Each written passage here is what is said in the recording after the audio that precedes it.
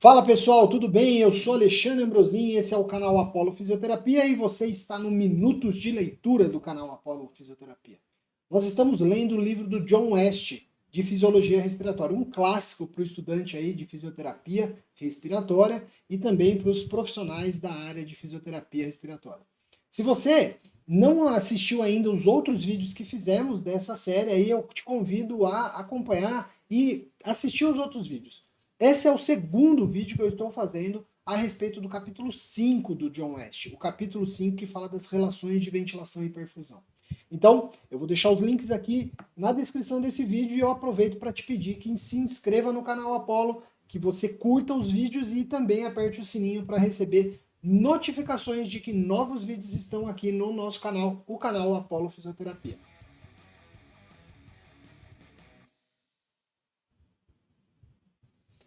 Bora lá então, pessoal, vamos dar continuidade aqui ao trabalho que nós estamos fazendo aqui. Hoje nós estamos lendo aí o capítulo 5, Relações de Ventilação e Perfusão, do John West, capítulo 5. Eu que estou lendo aqui a edição número 5, tá bom, pessoal? Se você tem uma outra edição, quiser acompanhar aí comigo, ou tiver edições mais novas, vamos lá, vamos ler junto, que isso vai ser muito bom para nós aí, para ganhar cada vez mais conhecimento. Como vocês sabem, nós vamos dar início aqui ao nosso cronômetro e você vai acompanhando aí comigo o tempo que nós vamos ler. Nós estamos agora aqui no item hipoventilação. Vamos ler aqui pelo menos hipoventilação, difusão e shunt neste vídeo. Então vamos lá, temos muito trabalho à frente, vamos começar por aqui. Então vamos lá. Quando a gente fala de hipoventilação, vamos lá.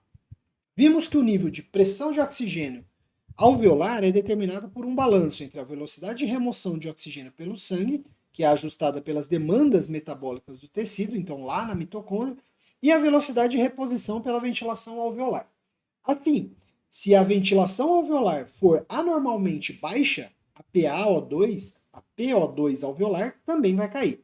Por razões semelhantes, a PCO2 eleva-se. Isto é conhecido como hipoventilação, que foi aqui inclusive apresentado no gráfico que nós estamos vendo à nossa esquerda aqui. As causas da hipoventilação incluem drogas como a morfina e os barbitúricos, que deprimem o estímulo central para músculos respiratórios, lesão da parede torácica, a paralisia dos músculos respiratórios, uma alta resistência à respiração, por exemplo, gás muito denso, grande profundidade embaixo da água. A hipoventilação sempre causa uma PCO2 alveolar, e, portanto, arterial também aumentadas. A relação entre a ventilação alveolar e a PCO2 foi derivada na página 16, lá que nós já lemos lá, né? Que é essa daqui, então, ó, o CO2, o fluxo de CO2 e a ventilação alveolar e essa constante Q. Vejam só, onde o VCO2 é a produção de CO2, é o produto de CO2. O VA é a ventilação alveolar e K é uma constante. Isso significa, se a ventilação alveolar for reduzida pela metade, a PCO2 é duplicada, uma vez que um estado constante tenha sido estabelecido, né? Então, se você tiver uma queda de ventilação alveolar pela metade, você tem, consequentemente, o dobro, né? Você vai aumentar, você vai duplicar o CO2, considerando aqui a questão da fórmula matemática aqui. A relação entre a queda da PaO2 e a elevação da PCO2 que ocorre na hipoventilação pode ser predita a partir de uma equação do gás alveolar. Essa é bem interessante também. Vamos lá. Se conhecermos a composição do gás inspirado e a relação de troca, que é o R, essa última é dada pela produção de CO2 e consumo de O2. Então, o R é o quanto você produz de CO2 e consome de O2 e é determinado pelo metabolismo de do tecido no estado constante. Ela é, às vezes, conhecida como coeficiente de respiração ou coeficiente respiratório. Uma forma simplificada da equação do gás alveolar é... Então, vamos lá. A pressão alveolar de oxigênio, ela depende da pressão inspirada de oxigênio menos a pressão alveolar de CO2 dividido pelo R. E esse R é o coeficiente de respiração. Mais um F, onde esse F é um pequeno fator de correção que inclusive o West nos coloca aqui, pode ser ignorado. Então a gente pode inclusive excluir aqui dessa forma. Essa equação então mostra que se o R estiver em seu valor normal, que é 0,8, guarda aí, galera, valor de 0,8, a queda da PaO2 alveolar é ligeiramente maior do que a elevação do CO2. Então você tem mais queda de PaO2 do que a elevação do CO2 durante a hipoventilação. A versão completa dessa equação encontra-se apresentada no apêndice desse livro, depois a gente pode até dar uma olhada nesse apêndice. Bom, vamos lá.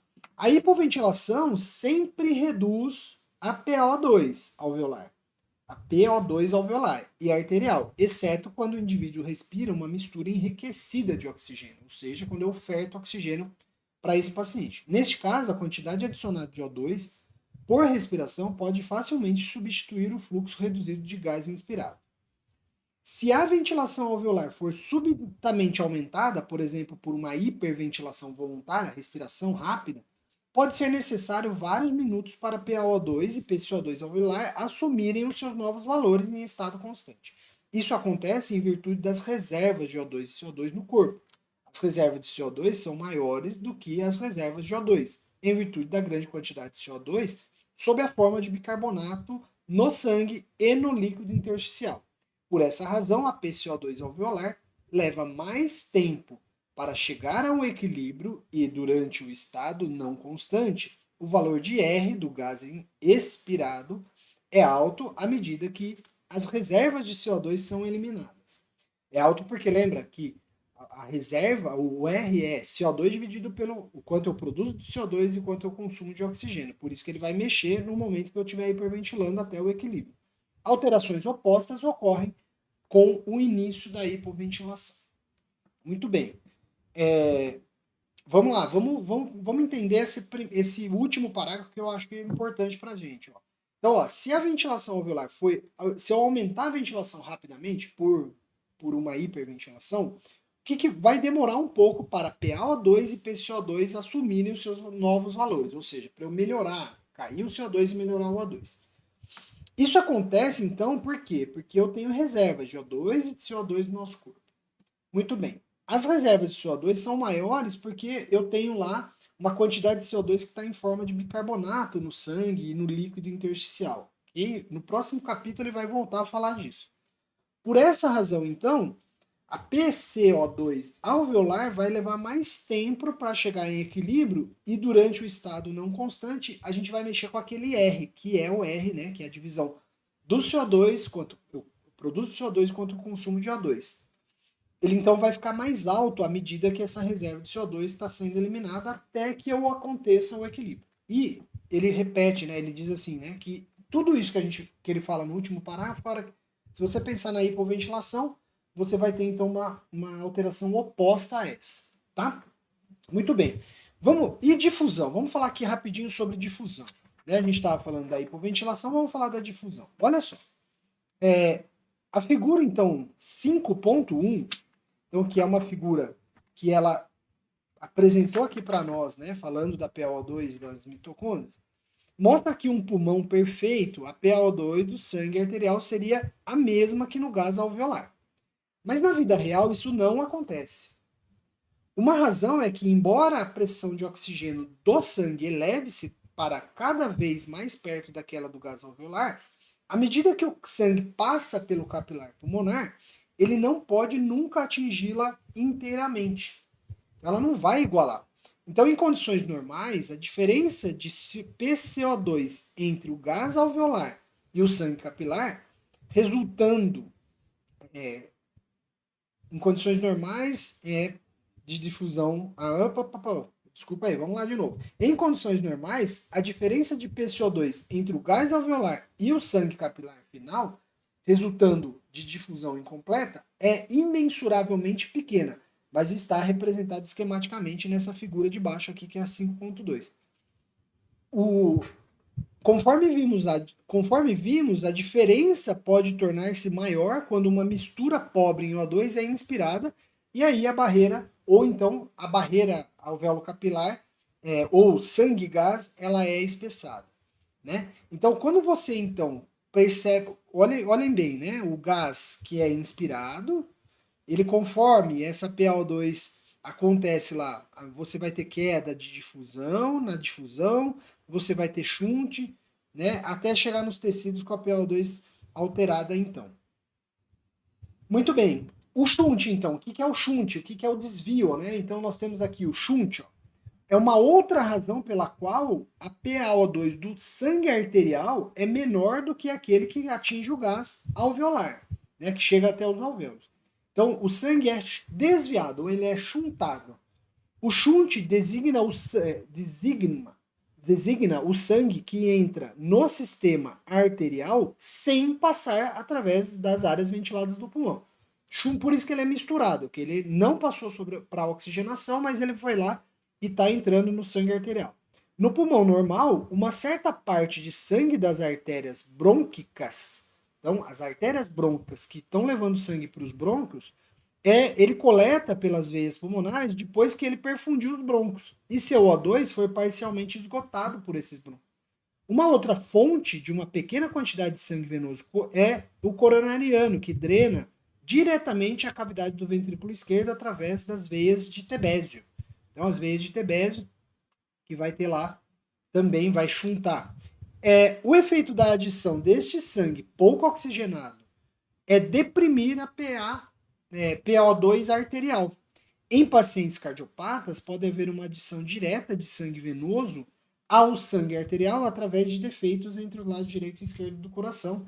São lá persistência de canal arterial, por exemplo, ou persistência de forame oval. Né? Em crianças, por exemplo, isso pode acontecer. Quando o shunt é causado pela adição de sangue venoso misturado ao sangue drenado dos capilares, é possível calcular a quantidade de fluxo de shunt. Então é possível o cálculo disso. A quantidade total de O2 que deixa o sistema é o fluxo sanguíneo total, multiplicado pela concentração de O2 no sangue arterial, que é o conteúdo arterial de oxigênio. Isso deve ser igual à soma das quantidades de O2 no sangue chuntado. Então, tem aqui o sangue venoso, né, o conteúdo venoso, e no sangue capilar final. Ou seja, né, a concentração de O2 do sangue capilar final geralmente é calculada a partir da pressão de oxigênio alveolar e da curva de dissociação de oxigênio, que vai ser vista no próximo capítulo. Então aqui, ó, só no o gráfico, esse esqueminha aqui, vamos ver se a gente consegue enxergar melhor aqui, né? O esqueminha que eu mostro aí para vocês. Aqui, ó, olha lá. O esqueminha, ele consegue nos mostrar, né, o fluxo total de sangue, parte desse sangue que não vai passar pelo pulmão, e aí ele vai ter aqui, né, do outro lado a mistura. E aqui o conteúdo arterial de oxigênio vai ser esse conteúdo misturado, ok? Vai ser esse conteúdo misturado. E assim, para a gente terminar, vamos terminar esse shunt, apesar do vídeo já estar ficando muito longo, mas vamos lá, ó. Quando o shunt é causado por sangue que não possui a mesma concentração de O2 que o sangue venoso misturado, por exemplo, um sangue da veia brônquica, geralmente não é possível calcular sua magnitude verdadeira. Entretanto, muitas vezes é útil calcular um shunt fazendo de conta, isto é, qual seria o shunt se a depressão observada de concentração de O2 arterial fosse causada pela adição de sangue venoso misturado. Uma característica importante de um shunt é que a hipoxemia não pode ser abolida administrando ao indivíduo o O2 a 100% para respirar. Isso acontece porque o sangue desviado que contorna os alvéolos ventilados não é nunca exposto a uma pressão de oxigênio. Ou seja, as hipóxias vindas de shunt não adianta eu ofertar oxigênio para o meu paciente, né? Se eu pensar em terapêutica, em oxigenação. Contudo, alguma elevação de PaO2 arterial ocorre em virtude do O2 adicionado ao sangue capilar do pulmão ventilado. Então, se eu não vou conseguir reverter, mas posso até melhorar um pouco a oxigenação. A maior parte do O2 adicionado é na forma dissolvida, em vez de ligada à hemoglobina, porque o sangue que está perfundindo os alvéolos ventilados está quase completamente saturado. Então, a administração ao indivíduo de O2 a 100% para respirar constitui uma medição muito sensível do shunt, porque quando PaO2 é alta, uma depressão pequena da concentração do O2 arterial causa uma queda relativamente grande da PaO2 devido à inclinação quase que horizontal da curva de dissociação da hemoglobina nessa região, que é o que está mostrando essa figura a figura 5.4. Então, ela concentração de O2, né? Quando essa curva de dissociação aqui de hemoglobina, ela está mostrando aí o que vai acontecer. E para terminar, um shunt geralmente não resulta em uma PCO2 elevada no sangue arterial, mesmo apesar de o sangue chuntado ser rico em CO2. A razão é que os quimiorreceptores sentem qualquer elevação do CO2 arterial e respondem aumentando a ventilação. Isso reduz a PCO2 no sangue não chuntado até que a PCO2 arterial seja normal. De fato, em alguns pacientes com shunt, a PCO2 arterial é baixa porque a hipoxemia aumenta o estímulo respiratório. Resumindo essa última parte, se o meu paciente shuntar, eu vou olhar na gasometria, eu vou ver um PCO2 baixo às vezes, normal ou até baixo, porque o sistema respiratório ele vai responder com um ataque apneia aí para tentar remover esse CO2. Então a característica daquele paciente que está fazendo shunt, provavelmente, né, ela sempre vai estar relacionada especificamente aí com uma hipóxia na gasometria. Beleza? Pessoal, vídeo longo hoje, mas muito importante aí. A gente falou de hipoventilação, falou de shunt. Próximo vídeo a gente continua falando da relação ventilação-perfusão. Um grande abraço e até a próxima aqui no canal Apollo Fisioterapia.